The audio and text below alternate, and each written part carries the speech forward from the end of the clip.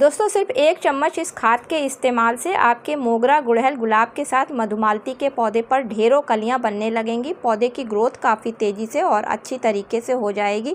साथ में पौधे में कलियां अगर झड़ने की समस्या है या पत्तियों के पीले होकर नीचे गिरने की समस्या आ रही है तो वो भी काफ़ी हद तक दूर हो जाएगी। दोस्तों किसी भी फर्टिलाइज़र को देने से पहले गमले की मिट्टी की गुड़ाई करना काफ़ी ज़रूरी होता है। ऐसा कर देने से ऑक्सीजन बहुत आसानी से पौधों की जड़ों तक पहुँच जाती है और दी जाने वाली फर्टिलाइज़र को तुरंत पौधे की जड़ लेकर पौधे के विभिन्न भागों में आसानी से पहुंचा देती है।